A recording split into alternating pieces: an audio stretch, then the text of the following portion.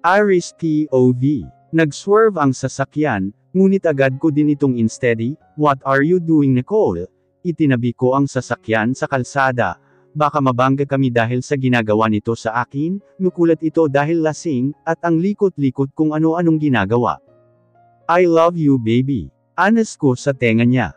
Hindi siya sumagot. Malalim na rin ang paghinga niya. Mukhang nakatulog na. Maingat ko siyang binalik sa passenger seat. Tulog na nga siya. Napapailing na napapangiti na lang ako. Kumuha ako ng tissue para linisan ang sarili ko, at binalik na sa ayos ang pantalon. Kumuha ulit ako ng tissue at siya naman ang nilinisan ko. Binalik ko rin ang panloob niya at inayos ang bestida niya. Kinabit ko na rin ang seatbelt niya. Bukas na bukas ay pagsasabihan ko siya tungkol sa pag-inom niya. Binuhay ko na ulit ang makina at binalik sa linya ng kalsada. Nicole POV. Masakit ang ulo ko paggising ko. Parang pinupukpok ito. Naalala ko nag-inuman pala kami ng mga kaklase ni Carmen sa college sa bar. Sayang nga lang wala si Jepoy, dahil nag-out of town ito kasama ang pamilya.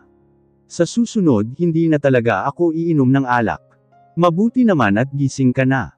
Tiningnan ko ang bumukas na pinto. Si Iris na may hawak na baso. Seryoso ang mukha niyang nakatingin sa akin. Nakapang-opisina na siya. Minus necktie nga lang at coat. Umupo siya sa gilid ng kama sa tabi ko. Masakit ang ulo mo. Hindi ako sumagot, at tumango lang habang sapaw-sapaw ang ulo. Bumantong hininga siya sabay abot sa akin ng tableta, at baso ng tubig. Heto inumin mo. Pain reliever yan. Hindi na ako nagpatumpik-tampak pa at bumangon. Kinuha ko ang hawak niya at agad na ininom. Muli din akong bumalik sa pagkakahiga. Tiningnan ko ang mukha niya. Seryosong seryoso pa rin at para siyang galit. Ano, iinom ka pa? Sarkastikong sabi niya. Napainggos ako at umiling-iling. Mukhang galit nga siya. At kailan ka pa natutong uminom? Pa-sermon na tanong niya. Kagabi lang. Mahinang sabi ko. Tapos hindi ka man lang nagpaalam sa akin, na pupunta ka ng bar. Napakagatlabi ako. Guilty. Sorry nakalimutan ko eh. Last mo na yang pag-inom na yan ah. Kung gusto mong uminom dapat kasama ako. Naiintindihan mo. Tumango ako sabay nguso. Oo, di na ako uulit. Ang sakit nga ng ulo ko eh. Dapat lang. Ngumisi siya at dumukwang sa akin. Naalala mo ba ang ginawa mo sa akin sa loob ng kotse kagabi? Napakunot noon naman ako at inalala ang sinabi niya.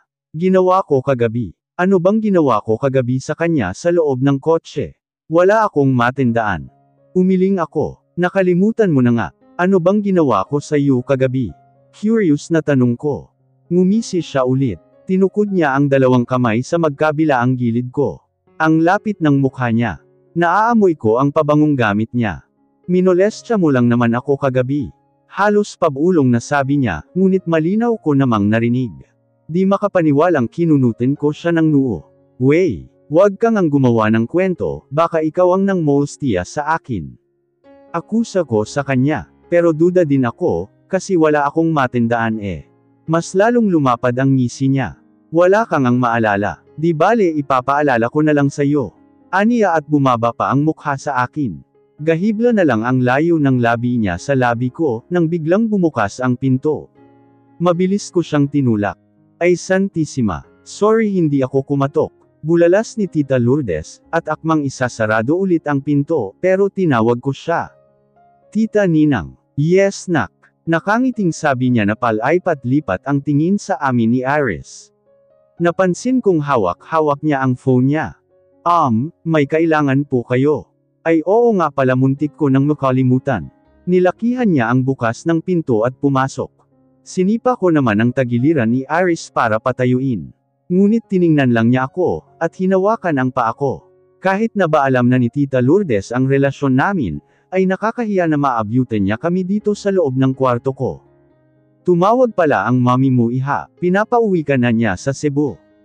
Dahil nasa hospital ang lola mo, at inatake sa puso. Critical daw. Napabalikwas ako ng bangon sa sinabi niya. Nicole, hindi ka pa ba inaantok?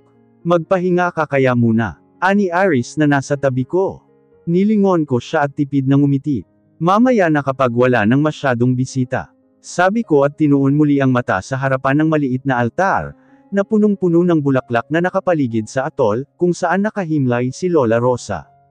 Bumantong hininga ako. Naalala ko ang huling sandali niya. Hinintay lang talaga niya ako, bago siya tuluyang mamahinga. Sobrang nakakalungkot. Mixing panahon lang kasi kami nagkasama. Naging mabuting lola siya sa akin, to the point na kinaiinggitan na ako ng pinsan ko. Pero alam kong magiging masaya na siya sa kabilang buhay, kasama si Lolo at si Papa. Pangalawang gabing leme na ngayon, at buhos pa rin ang mga bisita. Mga malayong mga kamag-anak, at mga malalapit na kaibigan. Meron ding mga lokal na politiko ang nagpaabot ng pakikiramay. Dinig na dinig naman ang iyak ni Tita Rosalie sa kabilang panig ng chapel. Katabi niya si Jonah na nag-iiyak din, kausap ang mga bagong dating na bisita. Napabuntong hininga na lang ako. Napapansin ko kasi kapag wala namang bisita, ay hindi naman sila ganyan kung makaiyak. Ang lalawak pa nga ng mga ngiti parang hindi nagluluksa. Pero ngayon ay halos paatungal na ang iyak nilang mag-ina. Samantalang wala sila sa tabi ni Lola noong naghihingalo ito. Nagpakita lang ang mga ito sa burol lang ni Lola, dahil inuna pa nila ang pag-out of town nila. Si Mama ay napapailing na lang na tinitingnan ang mag-ina. Hay nako, ito talagang mag-ina na ta. Hayaan mo na ma, sabi ko. Napapansin ko naman si Jonah na panay ang sulyap kay Iris. Kahapon pa siya na panay pa cute, ngunit hindi naman siya pinapansin ni Iris. Dapat lang kundi isasama ko siya kay Lola sa atol. Di pa alam ni Mama ang relasyon namin. Ang usapan namin ay sasabihin na lang pagkatapos ng libing ni Lola. 12:00 na ng gabi, at wala nang masyadong bisita. Halos puro kamag-anak na lang ang mga naroon. Medyo inaantok na rin ako. Nicole, umuwi na kayo ni Iris para makapagpahingaan ni Mama. Kayo ma, hindi pa ba kayo uuwi? Bukas na ako, magmamagdamagan ako ngayon. Pero ma, sige na, umuwi na kayo. Wala pa kayong masyadong pahinga, simula nang dumating kayo. Sigurado po kayo Tita Madel. Wika ni Iris na halatang nag-aalala din kay Mama. Oo, iidlap na lang ako saglit mamaya. Sige na umuwi na kayo. Pamimilit pa ni Mama. Wala na akong nagawa kundi magpaalam sa kanya, at humalik sa pisngi niya. Sinilip ko muna saglit si Lola, at nagpaalam sa ilang mga kamag-anak, bago kami lumabas sa chapel ni Iris. Cousin, uuwi na kayo. Sabay naman ako. Nilingon ko ang pamilyar na boses. Si Jonah nakalalabas lang ng chapel at patakbong lumapit sa amin. Lumilislas ang suot niyang itim na miniskirt, at halos lumuwa na rin ang dibdib niya sa suot niyang crop top. Grabe talaga tong babaeng ta. Lamay ni Lola pero ganito ang mga suotan. Dalawin sana siya ni Lola sa panaginip at kurutin sa singit. Tumingin sa akin si Iris, na tila binibigay sa akin ang desisyon. Si Tita Rosalie hindi pa uuwi. Tanong ko kay Jonah. Bukas na lang daw siya uuwi, so ano sabay na ako ha? Delikado na kasi mag-taxi ng ganitong oras Tumango na lang ako. Ngunit hindi pa ako nakakapagsalita, ay nawala na siya sa harap ko, at tinungo na ang sasakyan. Umupo siya sa passenger seat na dapat ako ang nakaupo. Tumingin sa akin si Iris at bumantong hininga. Pinuntahan niya ang pinsan kong nakaupo sa passenger seat. Kinatok niya ang salamin. Matamis ang ngiting binaba naman yun ni Jonah. Yes Pogi, may kailangan ka. Napaikot ang mata ko sa sinabi niya. Sa likod ka na lang maupo miss. Ha, bakit? May uupo ba dito? And by the way my name is Jonah, nakalimutan mo na agad. Marteng ngumuso pa siya kay Iris, na halatang nagpapakyut. Bruha talaga tong pinsan ko Napakamot sa ulo si Iris. Halatang naiinis na sa pinsan ko. Si Nicole kasi ang uupo dyan, lipat ka na lang sa likod. Mahinahon pa rin kausap niya sa pinsan ko. Si Nicole lang pala di siya na lang ang paupuin mo sa likod. Mas masarap naman akong katabi no. Hindi ka magsisisi. Aniya at kumagat labi pa. Halatang inaakit na ang boyfriend ko ng pinsan ko. Lumapit na ako sa kanila. Hinawi ko patabi si Iris, at binuksan ko ang pinto ng passenger seat. Dun ka sa likod maupo, ako dyan. Walang ano-anong sabi ko. Napanganga naman siya, halatang nagulat sa inasal ko. Ano, nakaupo na ako palilipatin mo pa ako. Ikaw na lang sa likod. Mataray pang sabi niya. Nagtaas kilay naman ako. Aba, siya pa talaga ang malakas ang loob na magtaray ha. Lilipat ka o magtataksi ka na lang mag-isa. Banta ko sa kanya. Inikutan naman niya ako ng mata.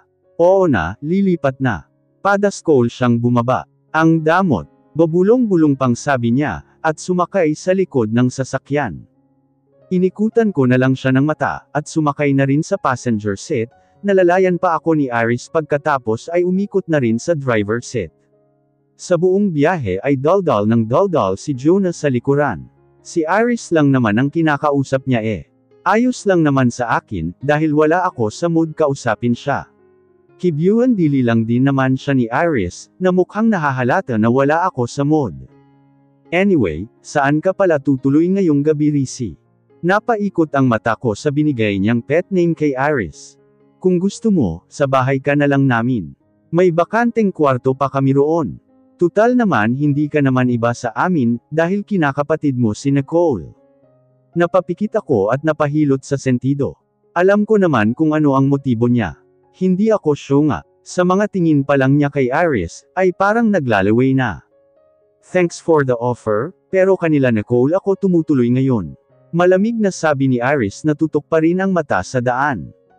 Nakita ko naman sa rearview mirror ang pagsimangot ng pinsan ko. Nang malapit na kami sa bahay nila, ay nag-inarte na naman siya. Ayaw daw niya sa bahay nila matulog ngayong gabi, dahil wala siyang kasama. Malulungkot lang daw siya, kaya nakiusap siya sa akin na sa bahay na lang namin makikitulog. Bilang pinsan at kadugo ko pa rin naman siya, ay pumayag na ako kahit naiinis ako sa panay pa-cute at pang-aakit niya kay Iris. Mabuti na lang ay hindi siya pinapansin. 4 naman ang kwarto sa bahay namin, kaya may matutulugan siya. Nang makarating na kami sa bahay, ay tinuro ko sa pinsan ko ang kwartong tutulugan niya. Nairita pa ako nang tanungin niya kung saan ang kwarto ni Iris. Inirapan lang niya ako nang tanungin ko kung bakit. Good night baby, tulog ka na. Alam kong pagod ka. Ani Iris nang ihatid niya ako sa kwarto ko. Ngumiti naman ako. Ikaw din matulog ka na. I love you. Anas niya sabay kintal ng halik sa labi ko. I love you too. Naghilamos lang ako at madali ang half bath. Naramdaman ko ang pagod ng humiga na ako sa kama. Antok na ako. Namimigat na ang talukap ng mata ko. Antok na minulat ko ang mata, at tiningnan ang pintuan. May kumakatok. Nicole, gising ka pa. Boses ni Iris sa likod ng pinto. Antok na antok akong bumangon, at binuksan ang pinto. Mabilis naman siyang pumasok sa loob, at sinarado ang pinto sa by lock. Nataranta naman ako, lalo na may hawak siyang unan. Wait, di ka pwedeng matulog dito. Hindi porket wala si mama matutulog ka na sa kwarto ko. Alam ko, kaya lang kanina pa ako kinakatok ng pinsan mo sa kwarto ko. Kaya dito muna ako ngayong gabi please. Samaw niya at bahagyang ngumuso pa. Nanlaki naman ang mata ko sa sinabi niya. Ano, kinakatok ka ni Jonah sa kwarto mo? Anong kailangan niya? Makikipagkwentuhan daw. Sabi ko nga inaantok na ako. Hayon, pabalik-balik sa kwarto ko at katok-ing-katok, hindi daw siya makatulog. Tila nagsusumbong na sabi niya. Parang nag-akyatan naman ang dugo ko sa ulo ko. Akmang bubuksan ko ang pinto para sugurin ang pinsan nang pigilan niya ako. Teka, saan ka pupunta? Pagsasabihan ko lang yung pinsan kong bruha. Hayaan mo na, hindi ko naman siya pinapasok sa kwarto ko eh. Tulog na lang tayo. Inaantok na rin ako eh. Lambing niya sa akin.